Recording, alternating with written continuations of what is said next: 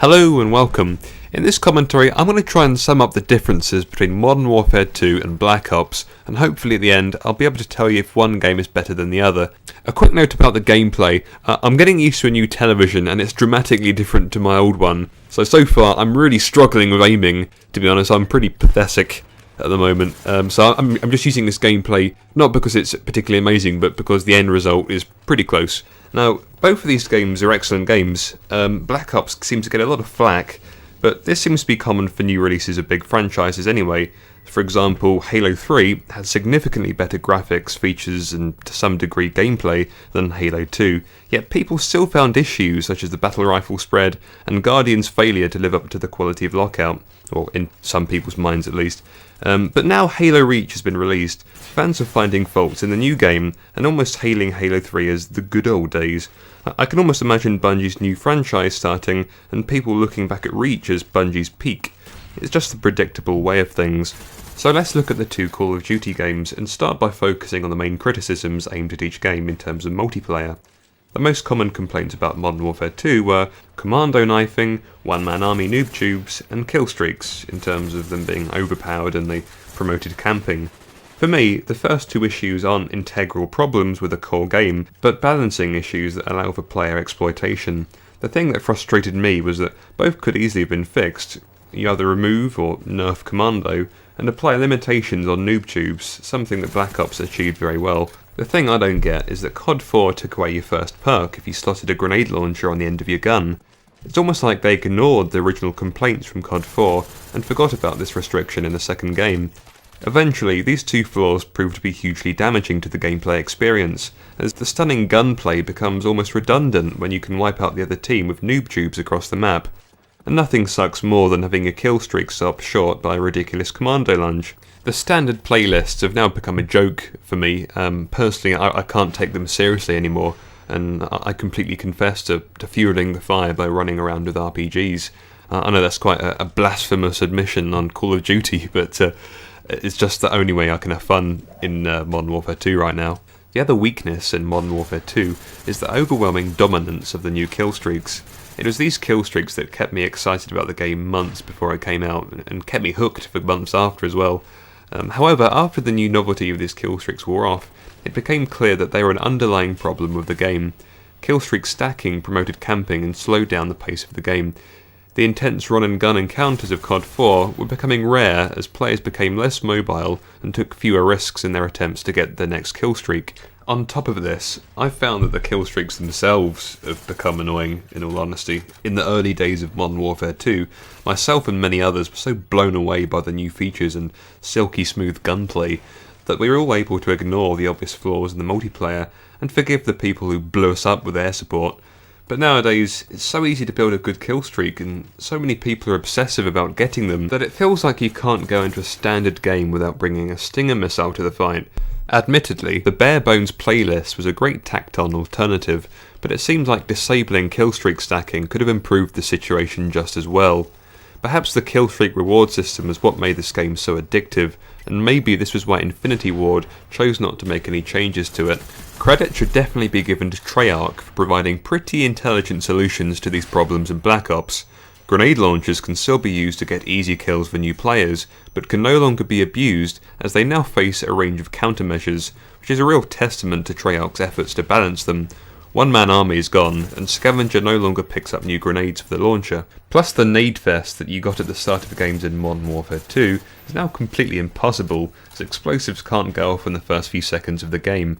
The best counter to noob tubes is of course Flak Jacket, perk that should really have featured in Modern Warfare 2 to counter danger close. Commando was taken out of Black Ops before release, but despite this, I still think the knife lunge is too far.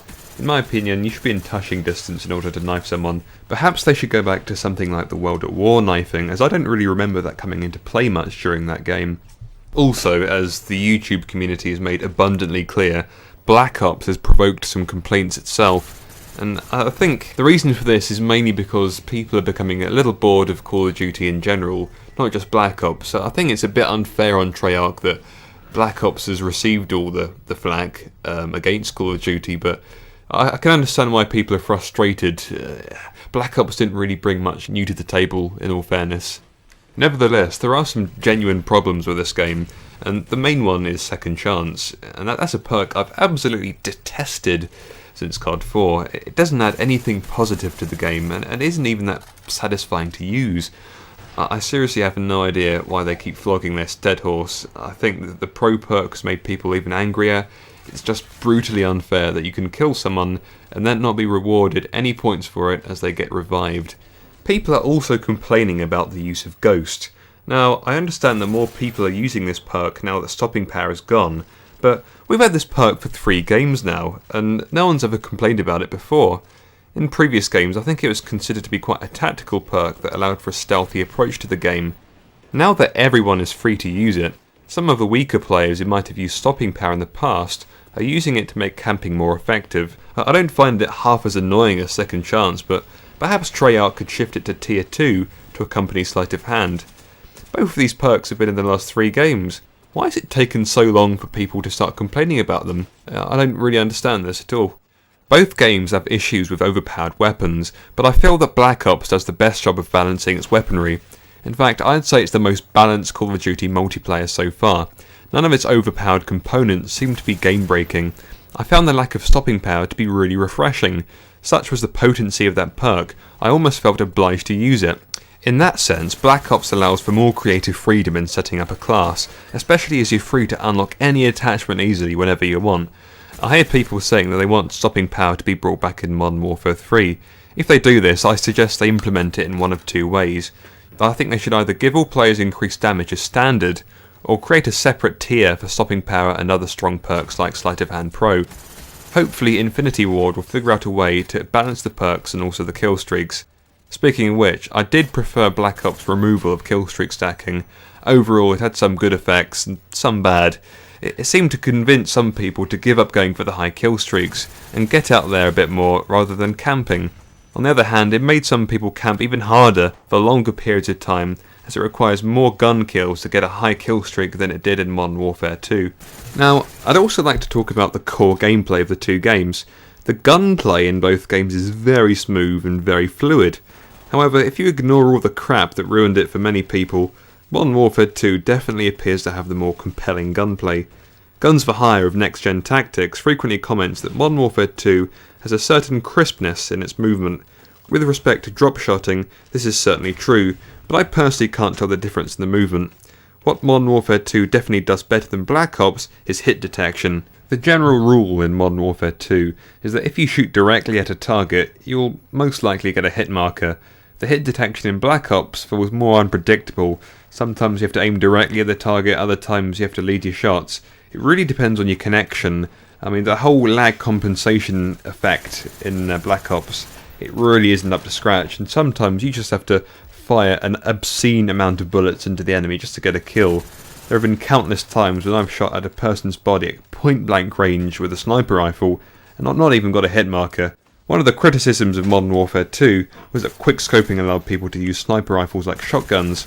I think Treyarch's decision to disable Sleight of Hand Pro on sniper rifles was good for balancing, but was ruined by the iffy hit detection. If Black Ops had Infinity Ward's hit detection, sniping would have been perfect. Quickscoping would only be effective in the hands of the most skilled players. Right, I have 2 final comments to make about these 2 games. The first is that the weapons of Modern Warfare 2 had a much meatier sound to them, which made them satisfying to use in my opinion. With the exception of the L96, the Black Ops guns tend to sound a bit tinny really. I know Call of Duty's never had Battlefield sound quality, but I do like my guns to have a bit of a boom to them. The second comment is that the Black Ops maps have much better art design. They have much more interesting details and intricate designs. Whether this makes them more suitable for competitive play or not is a matter of debate. So, to conclude, I've got to admit that I'm still on the fence regarding which of these games is the best. Black Ops is a little rough around the edges, but feels like the more balanced of the 2. Modern Warfare 2 has, in my opinion, the best gunplay out of all the COD games, but is let down by some game-breaking flaws. Black Ops multiplayer isn't totally squeaky clean, but avoids the complete filth that has grown on Modern Warfare 2. So, to compare the 2, Black Ops is like an amateur striptease, whereas Modern Warfare 2 is like some sort of professional, high-production scat porn. It's well made, but it's bloody disgusting. So that's all I have to say. much of what I've said has been my own subjective opinion. Please leave your thoughts on the comments below. Thank you for watching and have a nice day.